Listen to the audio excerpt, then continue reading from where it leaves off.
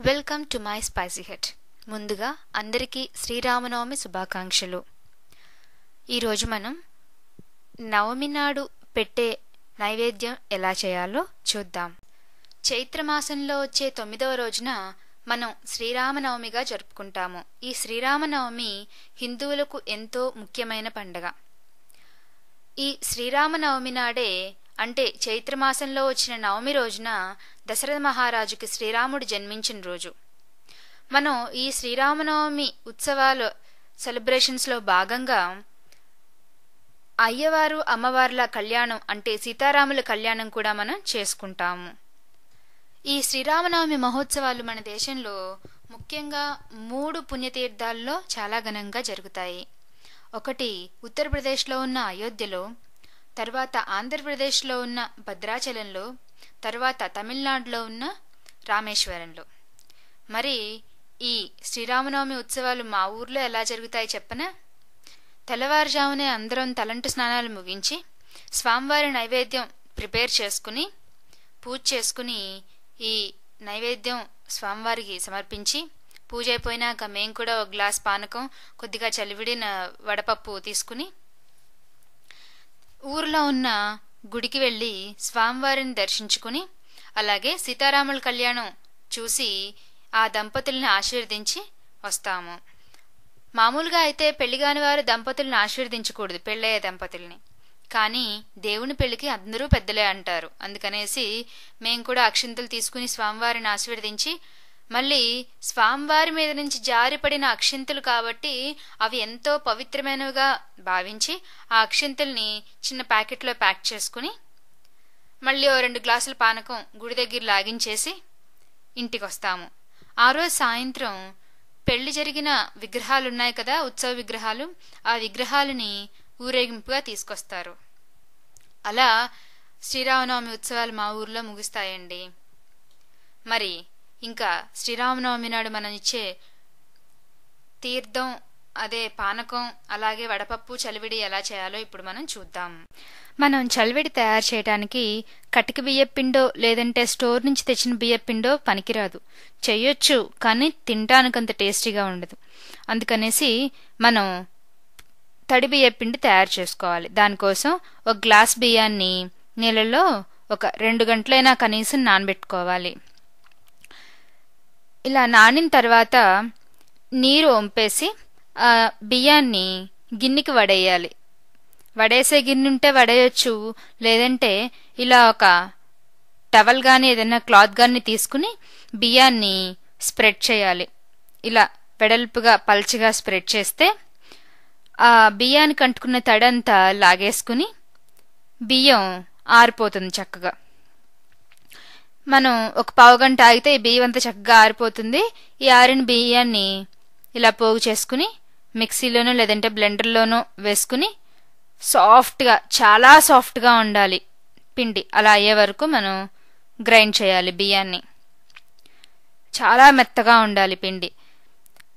అలా చేసుకుంటే ఇంకా దీంట్లో బెల్లం వేసి కలిపేసుకుంటే చలివిడి అయిపోయినట్లేనండి. మనకి మెయిన్ థింగ్ ఈ బియ్యం తయారు చేసుకోవటమే, బియ్యపిండి తయారు చేసుకోవటమే. అందుకనేసి పండగ రోజే పెట్టుకోకుండా ముందు రోజు రాత్రే పడుకునే ముందు కాస్త ఈ బియ్యం నానబెట్టేసుకుని పడుకుంటే మనకి సులువుగా ఉంటుంది. తెల్లవారు లేచి కొంచెం ఆ బియ్యం లేదంటే అసలు పిండి శుభ్రంగా ముందు రోజే తయారు చేసుకుని పెట్టేసుకుంటే పండగ రోజు మనకి చాలా సుఖంగా ఉంటుందన్నమాట. ఇవన్నీ కలిపేసుకోవడానికి హరీబరీగా లేకుండా నైవేద్యం చేయడానికి లేట్ అవ్వకుండా ఉంటుంది. ఈ బియ్యపిండి కాసేపు పక్కన పెట్టేసి వడపప్పు ఎలా చేయాలో చూద్దాం. వడపప్పు కోసం 1 కప్పు పెసరపప్పు తీసుకుని నీళ్లు పోసి నానబెట్టుకోవాలి. ఈ పెసరపప్పు నానాలి కాబట్టి అట్లీస్ట్ ఒక 15 మినిట్స్ అయినా ఉంటే పెసరపప్పు నానుతుంది కదా. అందుకోసమని ముందే ఇది నానబెట్టేసుకుని మన మిగతా నైవేద్యం ఎలా చేయాలో చూసుకుంటే ఈ టైం సరిపోతుంది. ఇలా నీళ్లు పోసుకుని పక్కన పెట్టేసుకోవాలి. ఇప్పుడు మనం చలివిడి ఎలా తయారు చేయాలో చూద్దాం. చలివిడికి బియ్యపిండి, బెల్లం కావాలి. బియ్యపిండి ఎలాగో వచ్చేసింది కాబట్టి మనకి బెల్లం, ఈ బెల్లం చక్కగా కోరుకుని ఉండాలి. ఎందుకంటే బియ్యపిండిలో కలపాలి కదా, పలుకులు పలుకులుగా ఉంటే మనకు కలపటానికి సరిగ్గా కలవదు. అందుకనేసి గ్రేటర్తో చక్కగా మనం కోరుకుంటే ఇలా సాఫ్ట్గా పొడి పొడిగా అవుతుంది కదా. దాన్ని బియ్యపిండిలో కలిపేయాలి. దానికని ఒక బౌల్ తీసుకుని దాంట్లో ఈ బెల్లం వేసి బియ్యపిండి వేసుకుని కలిపేసుకోవాలి. ఈ రేషియో ఎంత అంటే మీరు సుమారు చూసుకుని వేసుకోవచ్చు. ఇప్పుడు 1 కప్పు బియ్యపిండికి 1/2 కప్ అయినా బెల్లం పడుతుంది. అలా మీరు చూసుకుని వేసుకోండి. గట్టిగా తడి బియ్యపిండి కాబట్టి బియ్యపిండిలో లైట్గా మాయిశ్చర్ ఉంటుంది, అది సరిపోతుంది. ఒక్కొక్కసారి ఇలా పొడి పొడిగా అవుతుంది, ముద్ద అవ్వకుండా పొడి పొడిగా అవుతుంది. అప్పుడు మీరు ఎక్కువ నీరు పోయకుండా జస్ట్ 1 or 2 drops వాటర్ వేసి గట్టిగా కలిపితే ఇలా చక్కగా ఉండలాగా అవుతుంది. మన చలివిడి అయిపోయినట్టేనండి. ఇప్పుడు మనం పానకం ఎలా చేయాలో చూద్దాం. పానకానికి కావలసినవి నీళ్లు, తురిమిన బెల్లం, 1 యాలుక్కాయ, అలాగే మిరియాలు. బెల్లం తురుముకుని ఉంచుకోవాలి, అప్పుడు మనకి నీళ్ళల్లో సులువుగా కరిగిపోతుంది. తురుముకునో చితుపుకునో పెట్టుకుని ఉంచుకోవాలి. అలాగే యాలుక్కాయని కూడా ఇలా ఏదైనా బరువైన దాంతోనో రాత్తోనో ఇలా చితుపుకుంటే చక్కగా పొడి చేసుకుంటే మనకి నీళ్ళలో తొందరగా కలుస్తుంది.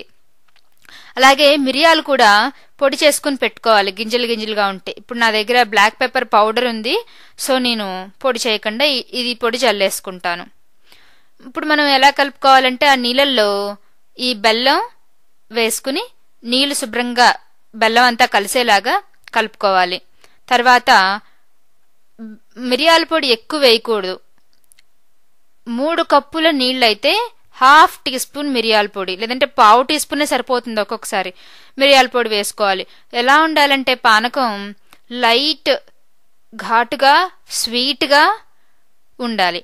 అలాగే మనం సువాసన కోసం ఈ చితక్కొట్టిన యాలుక్కాయను కూడా వేసుకుని కలిపేసుకుంటాం. చక్కగా ఇవన్నీ కలిపేసుకుంటే మన పానకం రెడీ అయిపోయినట్లేనండి.